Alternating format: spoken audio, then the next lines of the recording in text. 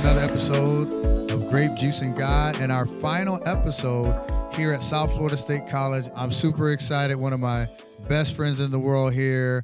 I think I've known him since I was 18 years old. Yeah. I don't know, maybe 18. Yeah. Mr. Coach, basketball player, professional soccer player, all of those things, Mr. Sullivan Phillips. Welcome to the show. First of all, thanks so much for having me. You know, Rodney and I go way back, so this is really special to see this podcast develop. And it's different, right? Because it's not your normal one where it's like sports, it's super funny. There's some people who are religious. There's some people who just share their story. So I'm really honored to be here. Thank you for having me. Hey, my brother, it's an honor to have you, man. So we've been trying to do this for a while, even from when the first beginning parts of the season came out. We've been trying to connect, but we actually had an opportunity to do the We Believe basketball camp. It ended today. It was such a success. What do you think, Sully? Did you enjoy it? Yeah, man. I love coming here. I love working with the kids. It's been an amazing week. So, Sully, I usually have grape juice, but I can't bring grape juice, obviously, on the basketball floor. We don't want to drop it. Right. And then have to pay for the spill. Yeah. But we're going to jump right in and just kind of find out a little bit more about you. So tell us a little bit about yourself. What do you do? Tell us about your ministry as well. Absolutely. So I'm Sullivan Phillips, and what I do is, as an educator, I teach kids about sports and life. What I've tried to do is develop programs that teach from elementary to professional athletes how to find success on their terms and conditions. So you're used to ministering and working with young people. You know what, Rodney? I think that's always been my calling. I think because so often when we were young, no one told us the truth. Right. No one told us the true answers of things we really wanted to know. So I always knew I work with youth, but I always wanted to factor it around truth and experience. How did you and I meet for the very first time? Well, first of all, I went to school with Rodney's brother. Shout out to Tony. Tony was like, yo, my brother's coming up here, whatever or not. My brother's a cool dude. I was like, you know, Tony, like, is he like you? Or is he was like, nah, he a wild boy. Like, you know. So seeing Rodney coming to Atlantic Union College, truthfully, I was like, yo, he's not even bigger than his brother. Like, what his brother talking about? Like, he work hard, this, that, and the other. But my first time was seeing you on the basketball court and seeing that I didn't have to tell you twice. You never dropped a pass. I was like, oh, okay. This dude is for real. So that was my first encounter. When I saw you, I was like, come on, man. Are you serious? But I quickly realized that, one, he was very smart. He worked really hard. And most important, he didn't drop the ball. So I was like, we good money. Oh, man, love that. So we played college basketball together at Atlantic Union College. Once things ended at AUC with the sports program, you transitioned to another school and then headed off to the professional level. Tell us a little bit about that. Yeah, so AUC closed down, or their athletic program. And I only played 2 years at Atlantic Union College. So it left me with years of eligibility. So eligibility, you get a certain amount of time to play. And I figured, why not go to CUC?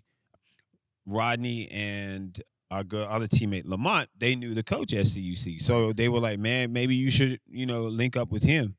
And I reached out to him, and he was like, yes, we'll take you. Shout out to Coach Sandy Smith. He's passed away, has mentored so many other people. So you get to Washington Adventist University, different from Atlantic Union College. You start playing basketball there. I believe it's on a higher level. What was it like leaving AUC and then starting new? And tell us a little bit about that. Yeah, I think, you know what it is, Rodney? I think it's more so on the lines of anything that's new, that's challenging, it disrupts your comfort. Sure. At AUC, I knew what we were getting. If we go to Green Mountain College, I knew we're probably not going to win because they're going to cheat. Right. If you go to certain places, you're not going to win. They're going to cheat. But in this new environment, it was fresh. Wow. And the challenges were immediate. Like, we're playing one of the top 25 teams in Division II, our first game of the season. So it's baptism by fire. So it's super uncomfortable. Right. But once the game begins, I realize with sports, my superpower is figuring out your weakness and exposing it. And once I realized the transferable data is still there, I was like, oh, this. I mean, it's not going to be easy, but it's something I can do. So you're at Washington Adventist University. You're doing well. How do you get recruited? You end up, correct me if I'm wrong, you end up talking to an agent, or he sees you play. Right. I think he was there to watch somebody else, Right. but ends up seeing you. Right. Finds this diamond in the rough. Tell us a little bit about that. Yeah, so we're playing against I can't remember the team, but they had an All-American, and he was considered like top 3. His name was Kenny Tate, and shout out to Kenny Tate if you ever hear this.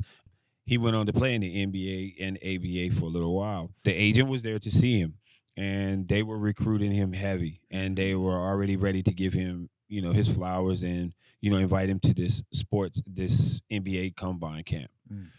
Long story short, I had a triple double by probably like 26, 15, and 12. And the agent came up to me and was like, you can play for money. Wow. And that's when the experience began, like the professional experience as far as now pursuing that. Wow. Okay, so you leave Washington Adventist University, you go on this tryout. Take us through what that's like. The tryout is simple. The first day is just skills and development. See who does what. For me, again, my superpower is figuring out what your weakness is. So I look around the room and I begin to scope and say, what won't anybody do? Nobody will take charges. Nobody will play good defense. People will just try to score and win a job. So right then and there, I realized, okay, this is my way to separate from the pack. Okay. And literally, Rodney, that separated me from everyone. Now, this is an NBA tryout team? Yeah. It's like an NBA combine. So it's coaches, GMs, and things like that. They're in the building, but they watch you play. And if they like what you do, then you get invited to like pre-draft camps and stuff like that. So how well do you do? And then what do they tell you? On the court, I did amazing. Okay.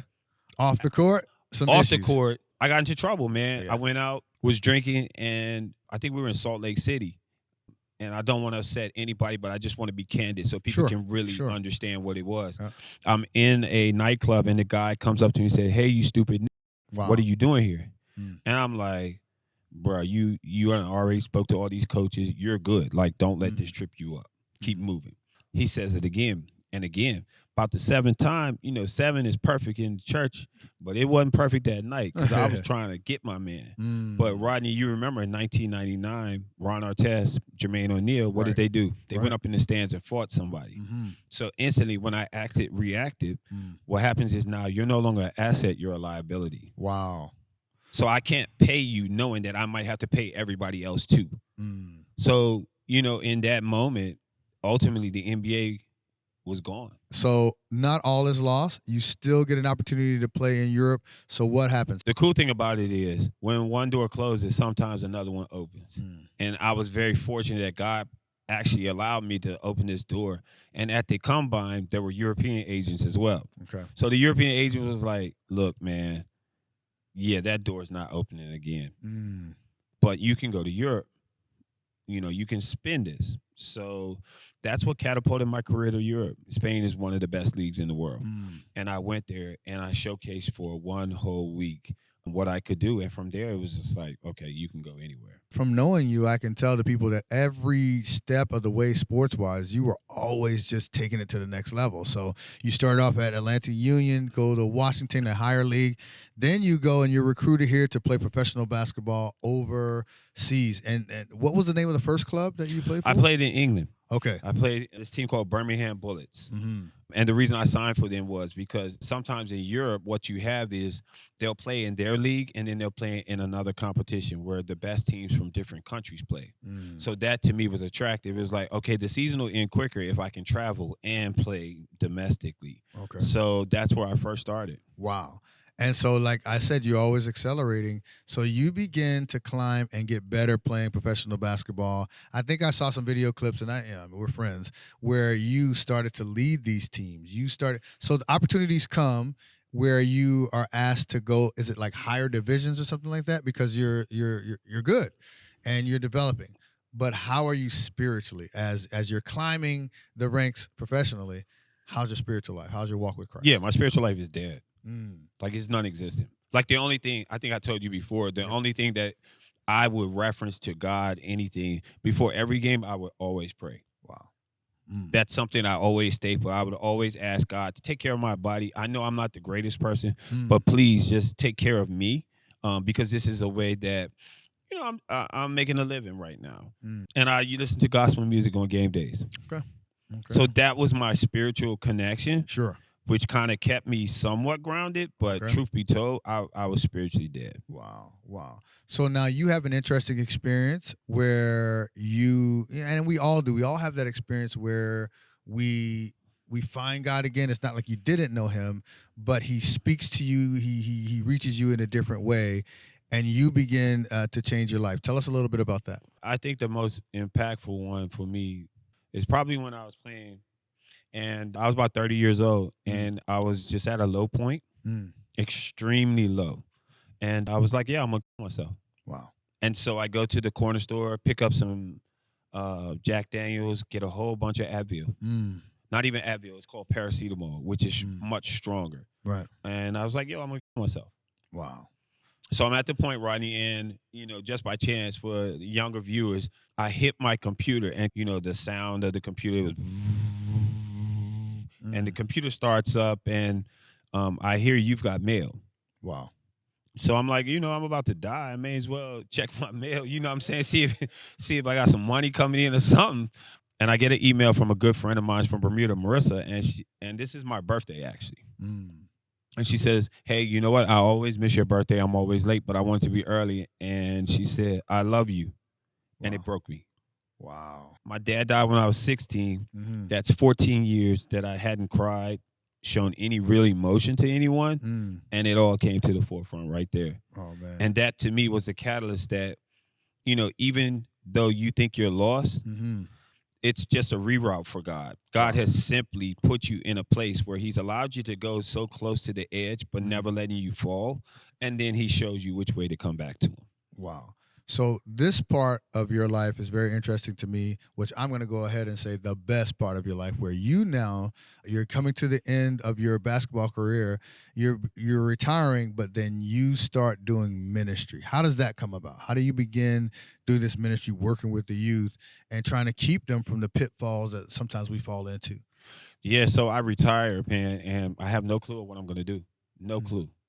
One of the scariest places to be in life is lost. And not just lost, but lost without any clue of where to go.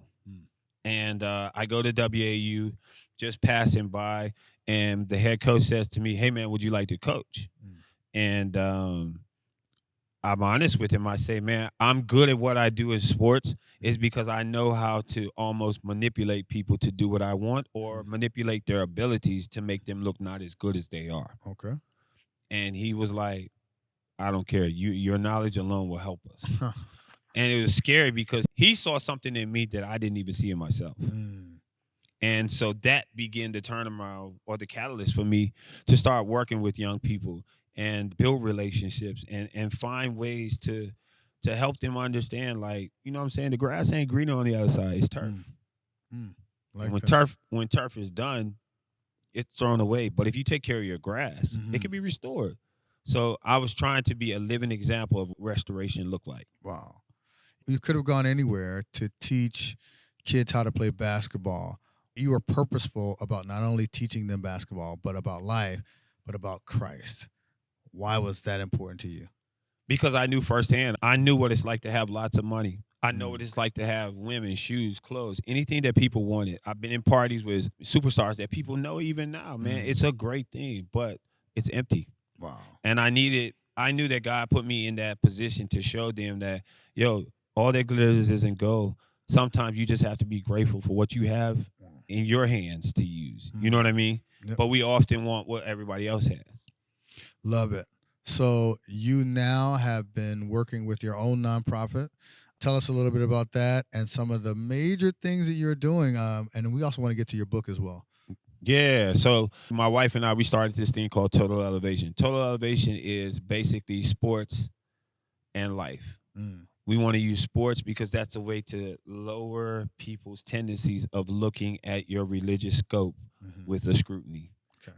And then there's community-based, which means we'll go on some mission trips and we'll just say, hey, we're going to feed the community.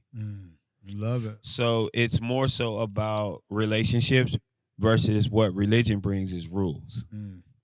Okay. Explain that. Okay. So I'm a 7-day Adventist. So they got a book that's like what, 27 beliefs, 28 beliefs? 28, yep. Right. So when you hear 27, 28, it's like already I'm taking a step back. Like it's a whole lot I got to give up already. But what my ministry and what our nonprofit says is no, they're not even really rules. They're simple guidelines to make sure that you're okay. Okay. And relationship, I can say that to you. Right. But if I come at you without a relationship and try to tell you about rules, I lost you. Got it. So our whole thing is like, we're going to take the fun side, which is games, sports. And we're going to take something you need, food, life, water, shelter, whatever we can offer you. And then we're going to say, hey, the reason why I'm doing this is because God and because he loves us. And this is the way we should treat people. So it's taking away the barriers and making it a simple relationship and hoping people kind of go with it. You've also written a book. Tell us a little bit about that book. Yeah, so I wrote a book. It's kind of like my memoirs, and it was balling out of control. It's a message to the world. The grass is not green on the other side; it's turf. And if you're on the other side and you are turf, the devil will throw you away. But if you can hang on to what God has for you, take care of what's in your hands, your own grass, man, God will restore. Far beyond what you thought you were, what you thought you could be, into who he wants you to be. Love that. You've been working with the We Believe basketball camp for years. Yeah. But down here in Sebring, Florida, we've been doing this basketball camp for 3 years. Every time I call on you, you're willing to come. What is so special about this camp, this We Believe basketball camp? Yeah, for one, it's the fellowship. Okay. You know, we're close friends, but we don't see each other often. But I know that I have 1 week in the year where we can sit back, go get something to eat, talk about life, complain about our wives. We don't really do that, right? But just recenter and remind each other what God has for us is far greater than what we're going through. That's the first thing. The second thing is, what you're doing is phenomenal. Oh man, praise the Lord. You're giving these kids a glimpse of heaven. Some of these kids, and I just want you guys to hear this, some of these kids don't get meals. Some of these kids only eat when they come here. We're giving them extra. Some of these kids will never, ever step foot in a church. But you're not only giving them a glimpse of heaven, you're giving them a glimpse of who our God is. Oh, man. And that, to me, man, it's priceless. So it doesn't matter how much money. Hey, Sully, I don't have this, I don't have that. I'm here because I know what you're doing is changing kids' lives. Oh, man, I appreciate that. So one of the things that we do here on Grape Juice is God is that we give flowers. Still waiting on David to give those flowers. One of these days in one of these shows, he'll be able to give the real flowers. Shout out to David. Shout out to David. The flower hater. These fictitious flowers we give out, and it's just a way to honor you. So I've known you 30 years. 30 years. 30 years almost in 2 years. I can't believe it. And I've seen the growth in you as you've seen it in me, but I will tell you, man, your ministry is powerful. God is using you. If you haven't heard Sullivan speak, he's a powerful speaker, mentor, and definitely a big brother to me. You've been there for me in my highs and my lows. I just want to tell you, I love what God is doing for you.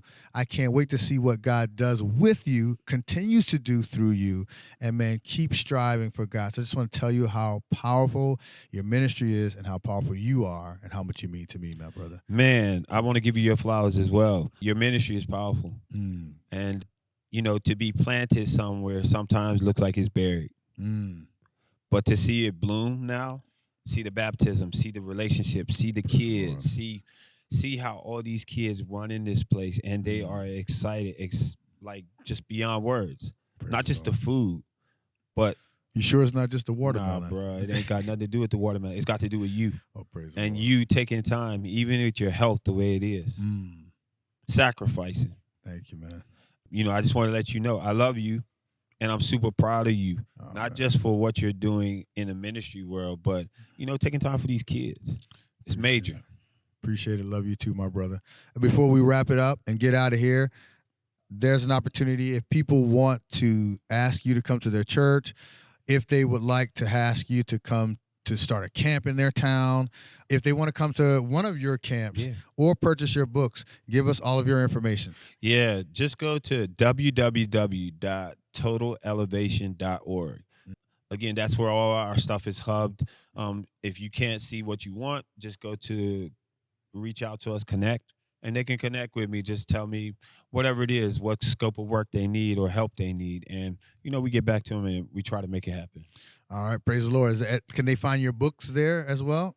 Yes, you can find our books there as well. Again, if it's any problems navigating through it, just send us a message and we can get back to you and make sure we can get you a copy. Say it one more time. No worries. www.totalelevation.org. That's where we hub. That's where you can see our ministry, what we're trying to do, even our coaching programs. We do coaching and mentoring as well. Okay. So I created a curriculum where we teach kids how to find success on their terms and conditions, All right. elementary, middle schools, high schoolers, and then we have a professional edition as well. So for professional athletes or want to be professional athletes, they can come there as well. Thank you for coming on the podcast. I'm going to grab this basketball, and I got to ask you a question here real quick. It's been a long time. Well, who do you think will win in a one-on-one game right now? We're not even going to go there. We've been there for like 30 years. The answer is still the same. One last final message to everybody on this podcast. We can come and talk about our personal testimonies, but it's very rare to get someone that's willing to take their lives and implement it in children's lives for the glory and the honor of Jesus Christ. Sullivan Phillips does that, and that's what the We Believe Basketball Camp is all about. Find something that you can do to bring hope, love to others, something that will connect other people to Jesus Christ. God bless you. Right now, I'm going to go and whip up on Sully on that one-on-one. Don't hold your breath, my friend. Goodbye. To view all of our content, subscribe to our YouTube channel and follow us on Facebook and Instagram at McFadden Ministries.